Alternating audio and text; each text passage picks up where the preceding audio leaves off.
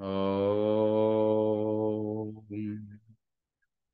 केकी-कण्ठाभनीलं सुरवरविलसत् विप्रपदब्जचिह्नं सौभाढ्यं पीतवस्त्रं सरसिजनयनं सर्वदा सुप्रसन्नं पाणौ नरचचापं कपिनिकरयुतं बन्धुना सेव्यमानं नौमीड्यं जानकीशं रघुवरमनिशं पुष्पकारूढरामम् कौशलेन्द्रपदकञ्जमञ्जुलौ कोमलावजमहेशवन्दितौ जानकीकरसरोजलालितौ चिन्तकस्य मनभृङ्गसङ्गिनौ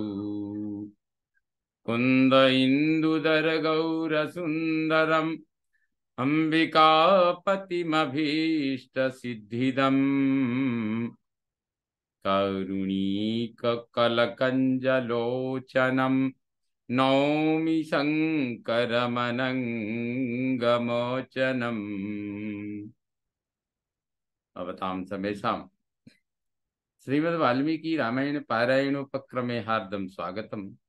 इदानीम् उत्तरकाण्डस्य पंचमः सर्गः आरभ्यते।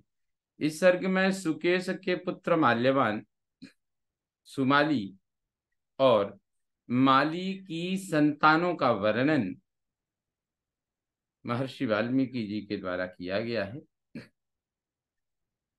सुकेशं धार्मिकं दृष्ट्वा वरलब्धं च राक्षसं ग्रामणीर्नाम गंधर्वो विश्वावसु समप्रभः तस्य देववती नाम द्वितीया श्रीरिवात्मजा त्रिषु लोकेषु विख्याता रूपयौवनशालिनी तां सुकेशाय धर्मात्मा ददौ रक्षः श्रियं यथा।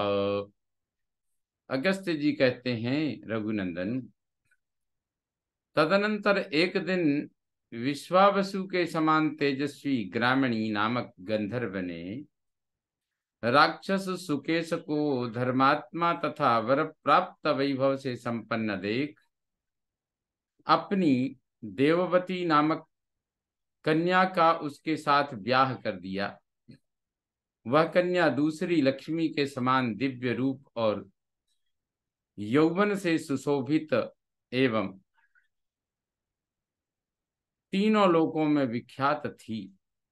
धर्मात्मा ग्रामणी ने राक्षसों की मूर्तिमती राजलक्ष्मी के समान देववती का हाथ सुकेश के हाथ में दे दिया। वरदान कृतैश्वर्यं सातं प्राप्य पतिं प्रियं आसीत् देववती तुष्टा धनं प्राप्येव निर्धनः। वरदान में मिले हुए ऐश्वर्य से संपन्न प्रियतम पति को पाकर देववती बहुत संतुष्ट हुई, मानो किसी निर्धन को धन की राशि मिल गई हो। सतया सह संयुक्तो रराज रजनीचरः अंजनादपि निष्क्रांतः करेण्वेव महागजः। जैसे अंजन नामक दिग्गज से उत्पन्न कोई महान गज किसी हथिनी के साथ शोभा पा रहा हो, उसी तरह वह राक्षस गंधर्व कन्या देववती के साथ रहकर अधिक शोभा पाने लगा। ततः काले सुकेशस्तु जनयामास राघव त्रीन् पुत्रान् जनयामास त्रेताग्नि समविग्रहान। रघुनंदन, तदनंतर समय आने पर सुकेश ने देववती के गर्भ से 3 पुत्र उत्पन्न किए, जो 3 अग्नियों के समान तेजस्वी थे। जो 3 अग्नियां क्या क्या हैं? एक तो गार्हपत्य, एक आहवनीय और एक दक्षिणाग्नि। तो माल्यवंतम सुमालिम च मालिम च बलिनाम वरम त्रिनेत्र समान पुत्रान राक्षसान राक्षसाधिपः। उनके नाम थे माल्यवान, सुमाली और माली। माली बलवानों में श्रेष्ठ था। वे तीनों त्रिनेत्रधारी महादेव जी के समान शक्तिशाली थे। उन तीनों राक्षस पुत्रों को देखकर राक्षस राज सुकेश बड़ा प्रसन्न हुआ। त्रयो लोका इवा व्यग्रा स्थितास्त्रय इवाग्नयः त्रयो मंत्रा इवात्युग्रास् त्रयो घोरा इवा मया। वे तीनों लोकों के समान सुस्थित, 3 अग्नियों के समान तेजस्वी, 3 मंत्रों यानी शक्तियों अथवा वेदों के समान उग्र तथा 3 रोगों के समान अत्यंत भयंकर थे। त्रयः सुकेशस्य सुताः त्रेताग्निसमतेजसः विवृद्धि मगमंस्तत्र व्याधयोपेक्षिता इव। सुकेश के वे तीनों पुत्र त्रिविध अग्नियों के समान तेजस्वी थे। वे वहां उसी तरह बढ़ने लगे जैसे उपेक्षावश दबा न करने से रोग बढ़ते हैं। वर प्राप्तिम वर प्राप्तिम पितुस्ते तु ज्ञात्वैश्वर्यं तपोबलात् तपस्तप्तुं गता मेरुं भ्रातरः कृतनिश्चयाः। उन्हें जब यह मालूम हुआ कि हमारे पिता को तपोबल के द्वारा वरदान एवं ऐश्वर्य की प्राप्ति हुई है, तब वे तीनों भाई तपस्या करने का निश्चय करके मेरु पर्वत पर चले गए। प्रगृह्य नियमान घोरान राक्षसा नृपसत्तमा विचेरुस्ते तपो घोरम सर्वभूत भयावहम। नृपश्रेष्ठ, वे राक्षस वहां भयंकर नियमों को ग्रहण करके घोर तपस्या करने लगे। उनकी वह तपस्या समस्त प्राणियों को भय देने वाली थी। सत्यार्जवसमोपेतैस्तपोभिर्भुवि दुर्लभैः संतापयन्तस्त्रीन् लोकान् सदैवासुरमानुषान्। सत्य, सरलता एवं सम दम आदि से युक्त तप के द्वारा जो भूतल पर दुर्लभ हैं, वे देवताओं, असुरों और मनुष्यों से तीनों लोगों को संतप्त करने लगे। ततो विभुश्चतुर्वक्त्रो विमानवरमाश्रितः सुकेशपुत्रानामन्त्य वरदोऽस्मीत्यभाषत।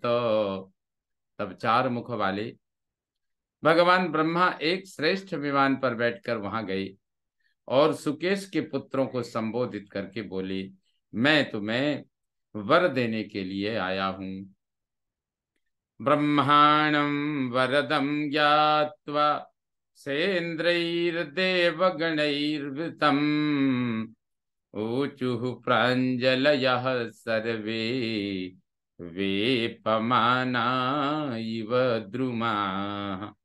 इंद्र आदि देवताओं से घिरे हुए वरदायक ब्रह्मा जी को आया जान वे सब के सब वृक्षों के समान कांपते हुए हाथ जोड़कर बोले, तपसाराधितो देव यदि नो दिशसे वरम, अजेया शत्रुहंतारस् तथैव चिरजीविनः, प्रभविष्णवो भवा प्रभु प्रभविष्णवो भवामीति परस्परमनुव्रताः।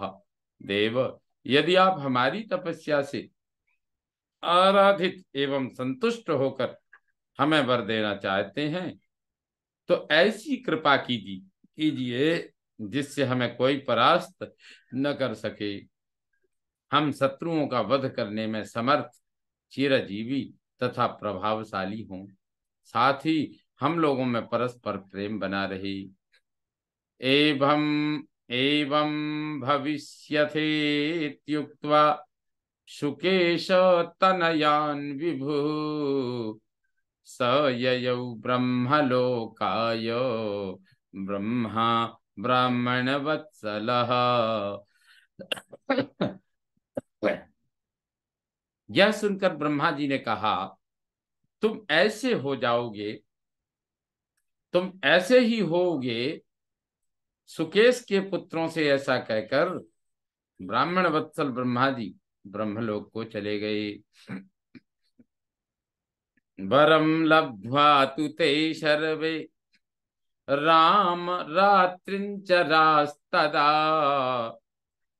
सुरासुरान् प्रबाधन्ते वरदान सुनिर्भया। श्री राम, वर पाकर वे सब निशाचर उस वरदान से अत्यंत निर्भय हो देवताओं तथा असुरों को भी बहुत कष्ट देने लगे। तैर्बाध्यमाना स्त्रिदशा सर्षि संघा सचारणा, त्रातारं नाधिगच्छन्ति निरयस्था यथा नराः। उनके द्वारा सताए जाते हुए देवता, ऋषि समुदाय और चारण नरक में पड़े हुए मनुष्यों के समान किसी को अपना रक्षक या सहायक नहीं पाते थे।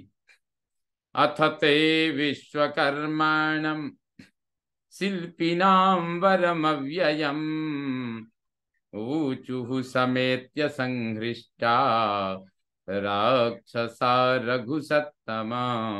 रघुवंश शिरोमणि, एक दिन शिल्प कर्म के ज्ञाताओं में श्रेष्ठ अविनाशी विश्वकर्मा के पास जाकर वे राक्षस हर्ष और उत्साह से भरकर बोले, ओजस्तेजो बलवताम महतामात्म तेजसा, गृहकर्ता भवानी वो देवानां हृदयेप्सितम्, अस्माकमपि तावत् त्वं गृहं कुरु महामते, हिमवन्तमुपाश्रित्य मेरुं मन्दरमेव वा, महेश्वर गृह प्रख्यम गृहं नः क्रियतां महामते।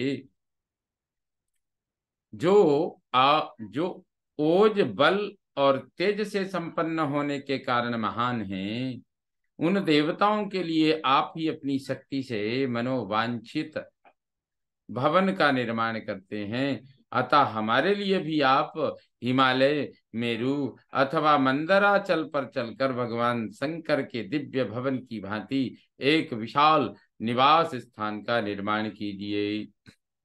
विश्वकर्मा ततस्तेषां राक्षसानां महाभुजः, निवासं कथयामास शक्रस्येवामरावतीं। यह सुनकर महाबाहु विश्वकर्मा ने उन राक्षसों को एक ऐसे निवास स्थान का पता बताया जो इंद्र की अमरावती को भी लज्जित करने वाला था।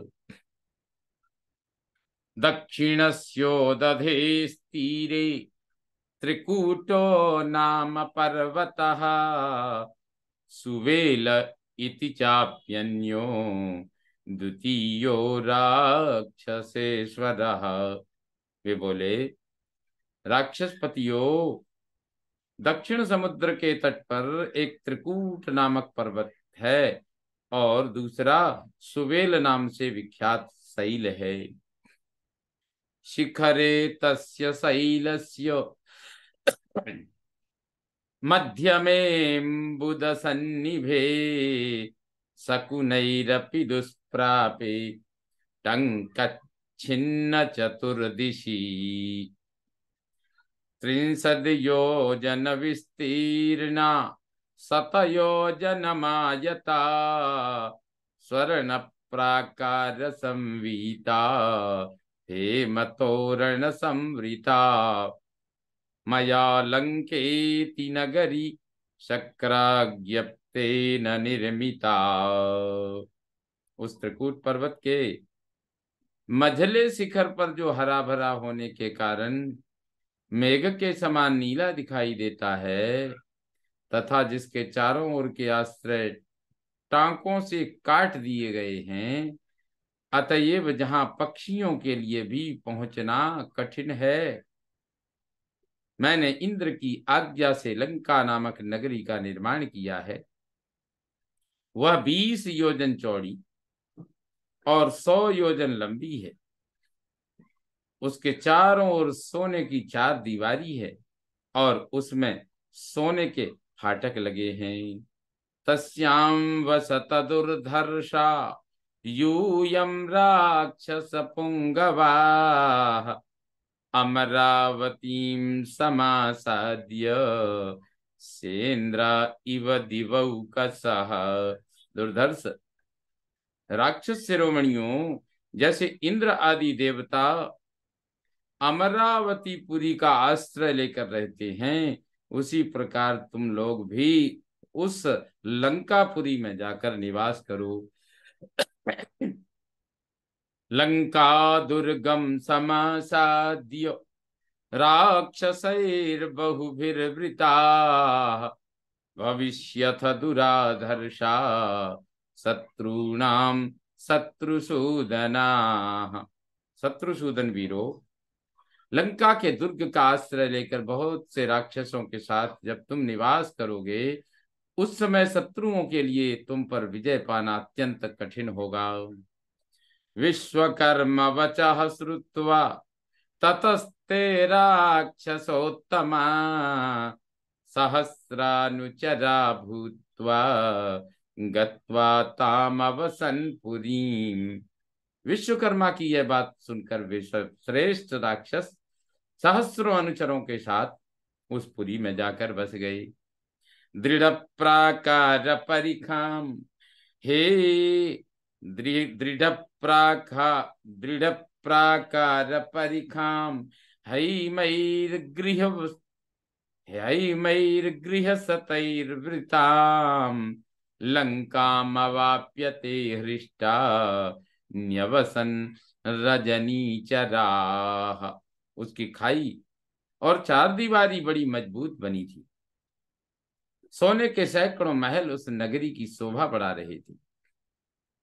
उस लंकापुरी में पहुंचकर वे निशाचर बड़े हर्ष के साथ वहां रहने लगे। एतस्मिन्नेव काले तु यथा कामं च राघव नर्मदा नाम गंधर्वी बभूव रघुनंदन। तस्या कन्यात्रयं ह्यासीत् ध्रीश्रीकीर्तिसमद्युतिः ज्येष्ठक्रमेण सा तेषां राक्षसानाम राक्षसी। कन्यास्ता प्रददौ हृष्टा पूर्णचंद्रनिभानना। रघुकुल नंदन, श्री राम इन्हीं दिनों नर्मदा नाम की एक गंधर्वी थी। उसके 3 कन्याएं हुई जो हरि, श्री और कीर्ति के समान शोभा संपन्न थी। इनकी माता यद्यपि राक्षसी नहीं थी तो भी उसने अपनी रुचि के अनुसार सुकेश के उन तीनों राक्षस जातीय पुत्रों के साथ अपनी कन्याओं का ज्येष्ठादि अवस्था के अनुसार विवाह कर दिया। वे कन्याएं बहुत प्रसन्न थी। उनके मुख पूर्ण चंद्रमा के समान मनोहर थे।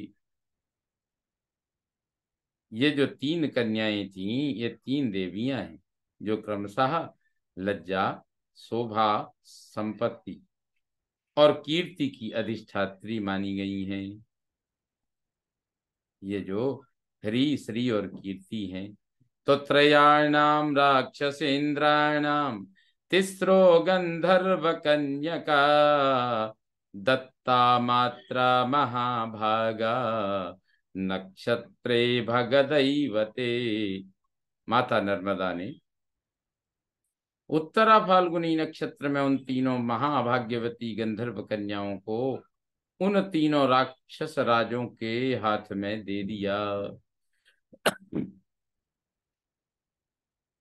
देखिए, महर्षि वाल्मीकि जी ने यहाँ कितना अच्छा विवाह नक्षत्र ही है वो।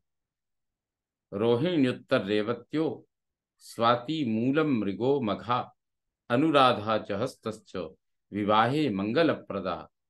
तो तीन जो ये नक्षत्र हैं विवाह के लिए मंगल माने गए हैं। तो नर्मदा ने भी अपनी बेटियों का जो विवाह किया उस विवाह नक्षत्र में श्रेष्ठ नक्षत्र उत्तरा फाल्गुनी नक्षत्र में किया। तो कृतदारास्तु ते राम सुकेश तनयास्तदा चिक्रीडुः सह भार्याभिः अप्सरोभिरिवामराः। श्री राम जैसे देवता अप्सराओं के साथ क्रीड़ा करते हैं, उसी प्रकार सुकेश के पुत्र विवाह के पश्चात अपनी उन पत्नियों के साथ रहकर लौकिक सुख का उपभोग करने लगे। ततो माल्यवतो भार्या सुंदरी नाम सुंदरी सतस्याम जनयामास यदपत्यम निबोधत। उनमें माल्यवान की स्त्री का नाम सुंदरी था। वह अपने नाम के अनुरूप ही परम सुंदरी थी। माल्यवान ने उसके गर्भ से जिन संतानों को जन्म दिया उन्हें बता रहा हूं, सुनिए। वज्रमुष्टिर्विरूपाक्षो दुर्मुखश्चैव राक्षसः सुप्तघ्नो यज्ञकोपश्च मत्तोन्मत्तौ तथैव च अनला चाभवत् कन्या सुंदरिया राम सुंदरी। वज्रमुष्टि, विरूपाक्ष, राक्षस दुर्मुख, सुतग्न, यज्ञ को मत्त और उन्मत्त, ये 7 पुत्र थे। तो माल्यवान ने उसके गर्भ से जिन संतानों को सुंदरी के माध्यम से, जो क्योंकि माल्यवान की स्त्री का नाम सुंदरी था, वह अपने नाम के अनुरूप ही परम सुंदरी थी। और तो माल्यवान ने उस सुंदरी के गर्भ से जो जिन पुत्रों को जन्म दिया वो थे वज्रमुष्टि, विरूपाक्ष, दुर्मुख, सुप्तघ्न, यज्ञकोप, मत्त और उन्मत्त। ये 7 पुत्र थे श्री राम। इनके अतिरिक्त सुंदरी के गर्भ से अनला नाम वाली एक सुंदरी कन्या भी उत्पन्न हुई थी, जिसका नाम था अनला। सुमालिनोऽपि भार्यासि पूर्णचंद्र निभानना नामना केतुमती राम प्राणेभ्योऽपि गरीयसी। सुमाली की पत्नी भी बहुत सुंदर थी। उसका मुख पूर्ण चंद्रमा के समान मनोहर और नाम केतुमती था। सुमाली को वह प्राणों से भी अधिक प्रिय थी। सुमाली जनयामास यदपत्यम निशाचरः केतुमत्यां महाराज तन्निबोधानुपूर्वशः। महाराज, निशाचर सुमाली ने केतुमती के गर्भ से जो संतानें उत्पन्न की थी उनका भी क्रमशः परिचय दिया जा रहा है। सुनिए। प्रहस्तो कंपनश्चैव विकटः कालिका मुखः धूम्राक्षश्चैव दण्डश्च सुपार्श्वश्च महाबलः संघ्रादिः प्रगसश्चैव भासकर्णश्च राक्षसः राकापुष्पोत्कटा चैव कैकसी च शुचिस्मिताः कुंभी नसी च इत्येते सुमाले प्रसवा स्मृताः। प्रहस्त, अकंपन, विकट, कालिकामुख, धूम्राक्ष, दंड, महाबली, सुपार्श्व, संघ्रादि, अगस तथा राक्षस भास्करण ये सुमाली के पुत्र थे। और राका, पुष्पोत्कटा, कैकसी और कुंभी नसी ये 4 पवित्र मुस्कान वाली उसकी कन्याएं थीं। ये सब सुमाली की संतानें बताई गई हैं। मालेस्तु वसुधा नाम गंधर्वी रूपशालिनी भार्यासीत् पद्मपत्राक्षी स्वक्षी यक्षी वरोपमा। माली की पत्नी गंधर्व कन्या वसुधा थी, जो अपने रूप सौंदर्य से सुशोभित होती थी। उसके नेत्र प्रफुल्ल कमल के समान विशाल एवं सुंदर थे। वह श्रेष्ठ यक्ष पत्नियों के समान सुंदरी थी। सुमालेरनुजस्तस्यां जनयामास यत्प्रभो अपत्यं कथ्यमानं तु मया त्वं शृणु राघव। हे प्रभो रघुनंदन, सुमाली के छोटे भाई माली ने वसुधा के गर्भ से जो संतति उत्पन्न की थी उसका मैं वर्णन कर रहा हूं, आप सुनिए। अनलश्च नीलश्चैव हरः सम्पातिरेव च एते विभीषणामात्या मालेयास्ते निशाचराः। अनल, अनिल, हर और संपाति ये 4 निशाचर माली के ही पुत्र थे, जो इस समय विभीषण के मंत्री हैं। ततस्तु ते राक्षसपुङ्गवास्त्रयो निशाचरैः पुत्रशतैश्च संवृताः सुरान् सहेन्द्रान् ऋषिनागयक्षान् बबाधिरे तान् बहुवीर्यदर्पिताः। माल्यवान आदि तीनों श्रेष्ठ राक्षस अपने सैकड़ों पुत्रों तथा अन्यान्य निशाचरों के साथ रहकर अपने बाहुबल के अभिमान से युक्त हो इंद्र आदि देवताओं, ऋषियों, नागों तथा यक्षों को पीड़ा देने लगे।